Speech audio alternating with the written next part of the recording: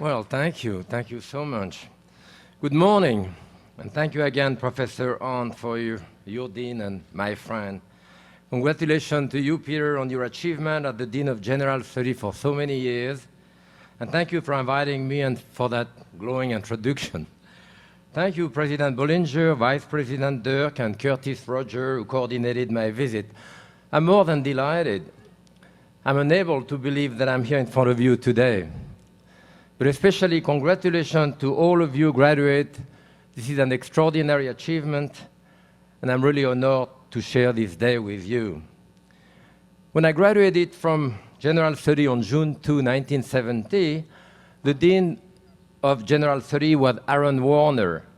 I would never have thought that 40 years or so later, I would be here giving the commencement address. This is a surprise and a great honor. I'm here today as your speaker to inspire you. I'm not sure that I can do it, but I will try. I came to the United States on a student boat traveling from Le Havre in France to Quebec City, and then went on by train from Quebec to New York City Grand Central Station. It was 1959. I was 23 years old. I had left my country and came here as an immigrant ready to conquer the world. I was already a chef at the time, having worked for 10 years in some of France's best restaurants in Paris and in my family restaurant around Lyon. And through all of those years, I had remained a chef. On that ship, in the fall of 1959, there were 1,200 American students coming back from summer vacation and study in Europe. And it took 10 days to sail from North America. I befriended a few students on the ship, but it was difficult because I spoke very little English at the time. Nevertheless, I met a man who spoke enough French so that we could converse, and I asked him what the best school in New York was. Without hesitation, he said Columbia University. I arrived in New York on the 10th of September, began working at a famous French restaurant called Le Pavillon on the 12th, and enrolled the following week here to study English for foreign students. I had to learn how to study again because I had left school at 13 after primary school to begin my cooking apprenticeship. From September 59 until July 1972, I studied every term at Columbia. And except for my final 2 years when I was in the Graduate School of Art and Science, spent most of that time in general study. After the non-credit English language study, I went into a validation program and eventually was accepted in the regular bachelor's degree program and ultimately completed graduate studies. It took years, and it was the greatest time of my life. I'm still amazed at my luck. In my mid-20s, with only a primary school education, to be accepted at Columbia University was nothing short of miraculous. I believe it could not have happened in any other country, and it could not have happened in any other school than general study. I certainly want to thank some of my many professors at the time in general study for those years to give their knowledge and their passion and to tutor me and advise me. My thanks to Professor Gitame, Professor Fellow, Professor Edelman, Professor Frame, Professor Saray, Professor Rifater, among many others. I believe I did well in most of my subjects, except maybe in phonetics, as you can clearly hear. So, general study has and still has the greatest international student body, at least 25%. You had to be motivated to study here. Most people pay for their study, as I did. I was a typical non-traditional student, an owl, which represented the night student in general study. Most of my fellow classmates had pursued their education for years, had no college background, or like me, never even had a secondary education. Most could only study part-time because of work, family commitment, or military duty. At this time in general study, the English class for foreign students were attended by a fair amount of people from Spanish, Asian, and Eastern European bloc countries. The student body was vibrant, enthusiastic, curious, and demanding in many ways. There was no age limit, no class system, no shame of a lowly background or lack of education. I remember walking the university campus over and over. It became my hangout to think, a place of meditation, a place for meeting with friends or just looking at life going by. It was my comfort zone. long before I came somewhat articulate in English. In America, we are lucky to have the possibility of an education at any age without being penalized, looked down, laughed at, or ridiculed. There is no limit if you have ambition. Like many of you, I pay for my education by working during the day and studying at night. I like the restaurant business world, but I had somewhat of a complex about not having much of a formal education. I dreamed of becoming educated or teaching or writing. I also remember amazing discussion at the cafeteria across campus on Broadway with 5, 6, 8 classmates from different parts of the world, all with bad English, all full of hope, all excited and happy to be in America where everything was possible. It was truly America as I had envisioned it. I eventually moved into the graduate school, but my heart and youthful excitement remained a general study. During the year that I took class there, the debates with my fellow students on subjects ranging from politics to art were good for improving our English. The students were engaged, and it was exhilarating. We shared an invigorating feeling that I have never found again as I proceeded with my education elsewhere. As it turned out, my professional life did not change much throughout the following years, but it was considerably enhanced by my liberal arts study. I was still a chef, but at a different level than before. I started writing articles, books, and eventually worked on television.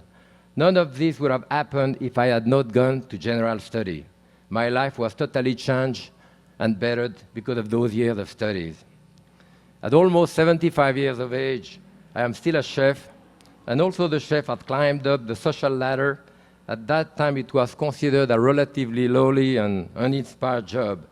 Getting an education preventing me from having a complex about not having an education. I was now a proud college graduate, and the job I was doing, I did it by choice, because I wanted to, and I felt good about myself.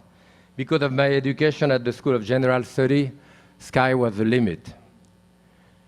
Today, you have your degree, and it is the beginning of your career, the beginning of your life. It is a time of hope, a time to believe in yourself, a time to dare. It is a time when the word impossible does not exist in your vocabulary, a time to reach for the sky. Remember that you are the one who creates opportunities for yourself in life. You're responsible for your happiness. Have the courage to try. Fortune smiles on the audacious. You have a long road in front of you, but it is a good road, a happy road. On this special day, the world is your world, and the future is your future to shape. The degree that you're getting today is with you for the rest of your life. It is a testament to your accomplishment. It is much more than a certificate, and it will remain in your mind and in your heart forever. The knowledge that you have acquired here is a knowledge that you would pass on to your children and your children's children, because the education that you have completed at General Study is unique. However, with that recognition comes also responsibility. Responsibility is to become engaged in society, to change things for the better, and to leave a mark. Take time to reflect on your life in the last few years. Take time to enjoy your life now. Life itself is the reward, the benchmark, the recompense. Sometimes we are so intent in looking forward that we forget the present moment. Don't make that mistake. Look forward, but enjoy the here and now. Then, in time of hardship, when life becomes difficult, as it usually does at some point, think of this moment. No one can take this moment away from you. This is yours and yours alone, an accomplishment to be proud of, an achievement that will comfort you in darker days. Remember that success in life is very simple and very complex. Success in life is to be happy with yourself, with what you are, with what you do. If you love what you do, you never have to go to work. Money for the sake of money doesn't make a person happy, although it may contribute to a fair amount. Don't forget the simple pleasure of life. For me, it is still sharing a meal or a bottle of wine with friends, the enjoyment of being together with family in France, to share. This is true happiness. I've been blessed with a wonderful wife for over 43 years, a great daughter, and a career that I have enjoyed for more than 60 years. Again, the greatest advice I can give you is to do what you love. I've been asked as a chef, how does your general study degree help? Where does it fit into your life? I firmly believe that without it, I would never have had the career as complete and as successful as I did. The story of liberal art, literature, philosophy open your mind, and it makes me a more complete person than I would be otherwise. I would have been incomplete without it.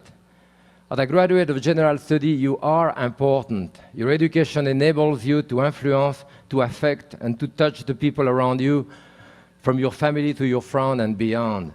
I believe in the goodness of human nature with some people, and at some time it does seem not to be too apparent, but the goodness is there. With some digging it appears, and it is well worth the effort to reveal it. Don't forget that now with your education, you can analyze, you can understand, you can be open, tolerant. This is what a liberal education does for you. With the education that I got here at GS, I can truly say that the sky has been the limit.